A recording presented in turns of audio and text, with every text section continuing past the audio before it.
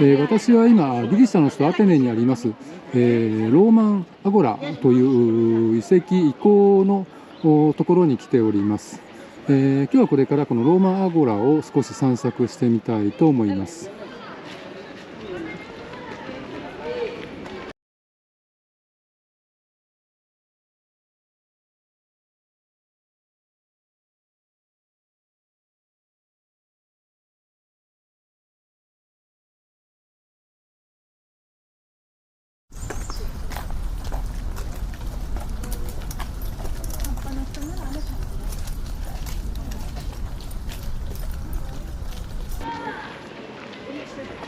入り口に立派な大理石の柱で支えられた門がありますね。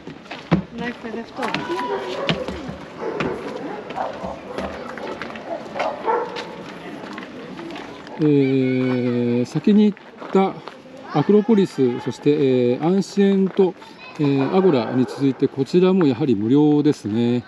非常にありがたいです。ここは入場料が本来8ユーロかかりますので、得した気分いっぱいですね、今日は。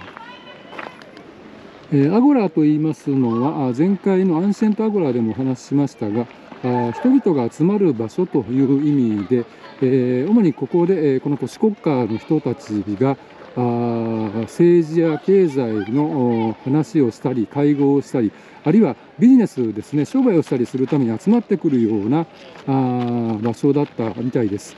で、このローマアゴラというのは、当時古代ギリシャのアンシエントアゴラが手狭になった関係もあり、ローマ帝国時代になってから新たにこのローマ帝国様式で移設されたアゴラがこのローマンアゴラです。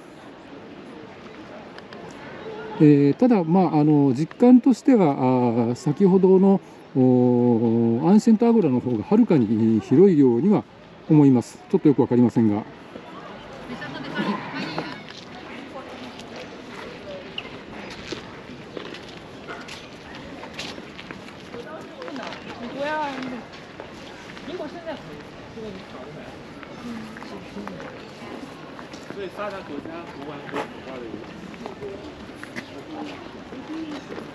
Ma si sono fermati tutti là, eh? 確かにあの奥の六角形でしょうかねの建物なんかは以前ローマに行った時に見た古い建物ですね、遺跡によく似てるような気もなんとなくですがします。こちらは案内板によりますと、The so-called アゴラノメニオンということだそうです。ソーコールドですから、いわゆるアゴラノメニオンということなんでしょう。説明書きによりますと、公共の建物の一種だったみたいですね。確かに、様式がなんとなくローマっぽい感じが個人的にはしております。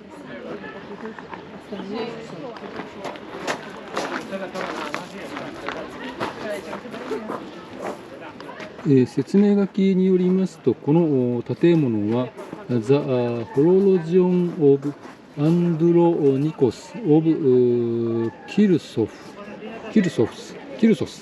と読むんでしょうか。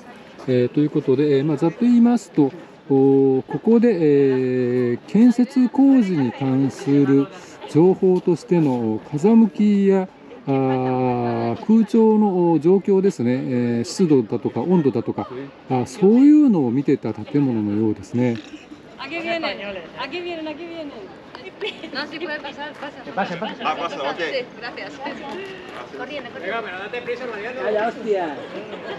このローマアゴラの敷地の一番奥にありますので、ここがこのローマアゴラの中心的な場所だったんじゃないかなというふうに想像はいたします。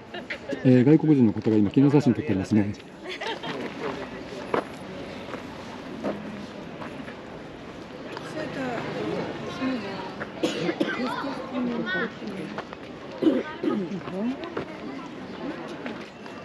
この六角形の建物の内部です。中には入れませんけれども、こんな感じですね。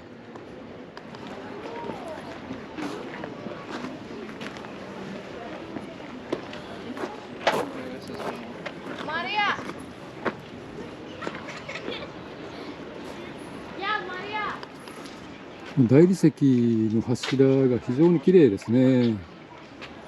これも補修跡が見当たらないので当時のままだと思います。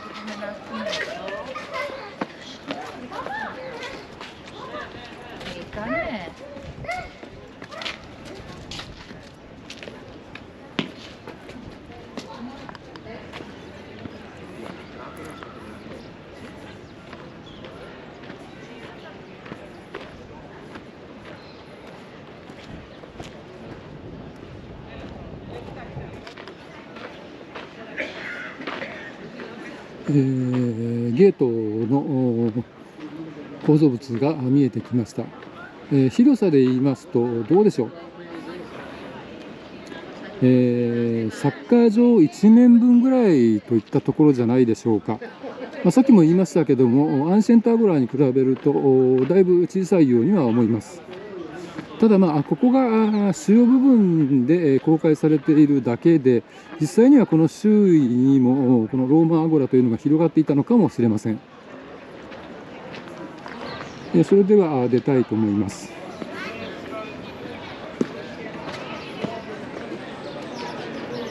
コンパクトな遺構ではありますけれども、これまで見てきたギリシャ様式の遺構とはちょっと一味違って、ローマ時代の雰囲気をちょっとだけですけども感じることができたと思います。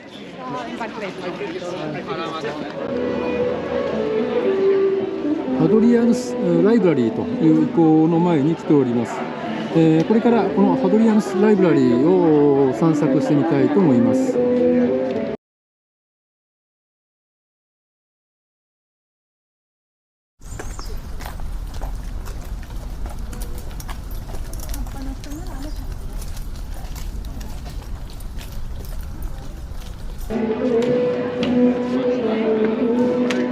前のアクロポリス、それからアンシエントアゴラ、ローマンアゴラについておそらくここも今日は無料だと思います。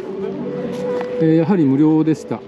平均すると大体8から10ユーロ1箇所あたりですね、入場料が本来かかりますので、4箇所で40ユーロ近くの料金が今日は無料ということになりました。非常にありがたいですね。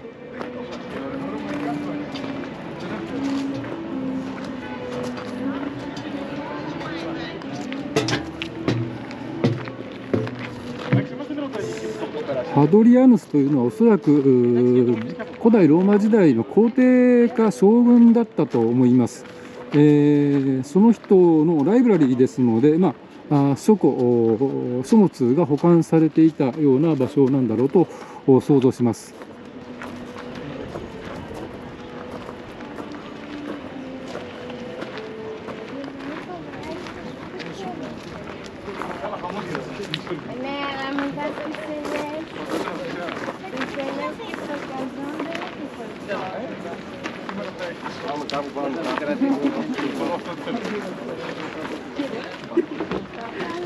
これが入り口から入って奥側の前景ですね。結構広いです。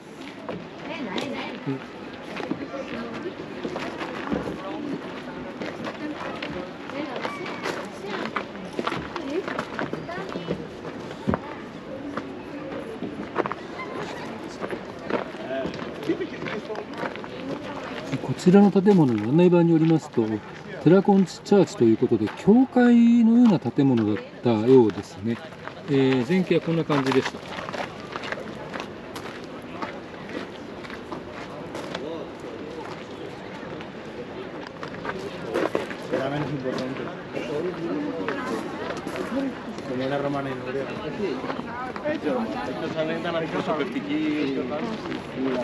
これが主要構造部分の外壁にあたる部分ですね。で、その外側のテラスにあたる部分の柱ですね。これも特に補修跡が見当たりませんので、当時のままじゃないかなと思います。非常に綺麗ですね。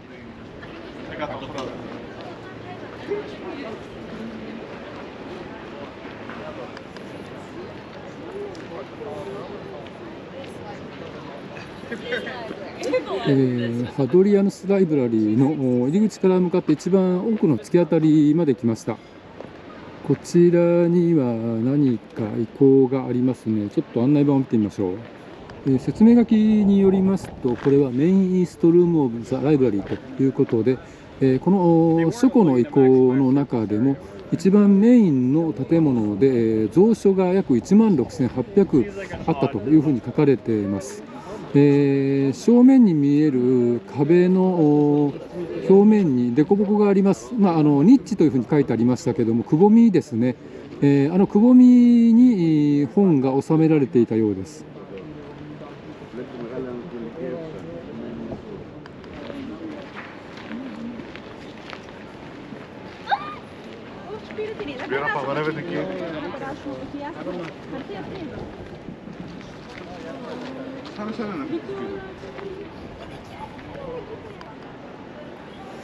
こちらの建物の遺構ですね。これ説明書きによりますと、オーディトリアと書いてありまして、先ほどのメインの書庫のある建物のすぐ隣にあるんですけれども、講義やあとは読書をですね、書庫にある本を読むためのスペースだったようです。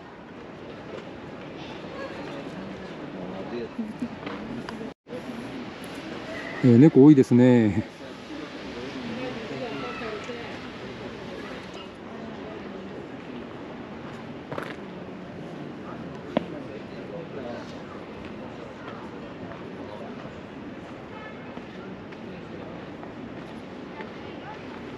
こちら側にも大きな壁がありますね。何かの遺構だと思います。特に説明書きのパネルがないんで分かりませんけれども。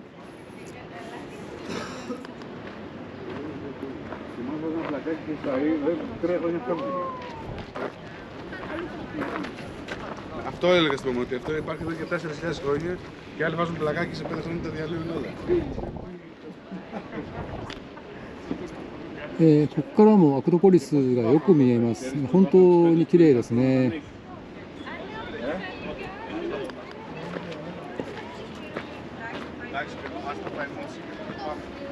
こちらも前回のアンシエントアゴラに比べると規模は少し小さめですね。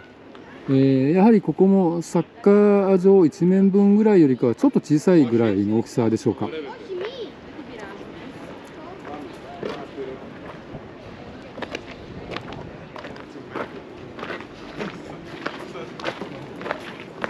では入り口の方に戻りたいと思います。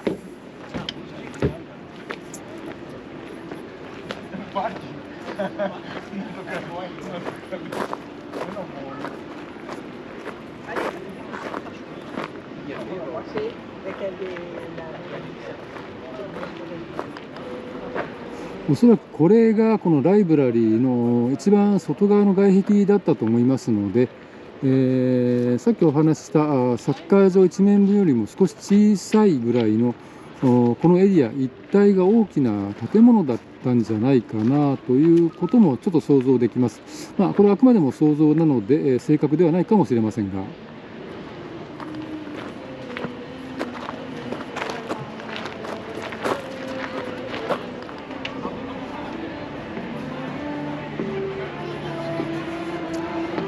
この正面の大理石の柱は若干補修の跡が見られますね。ただ新しく付け替えられた大理石もまた非常に綺麗です。おそらくこれが先ほども言いました通り、このライブラリー全体の外壁だろうと思います。これがぐるっと四隅4方向を囲っていたんだろうなと思いますと、相当大きな書庫だったんだなという感じがします。さすがハドリアヌス、確か皇帝の名前だったと思いますが、専用の書庫だけあります。それでは出たいと思います。今日は日曜日の午後なんですけども、今非常に人が多いですね。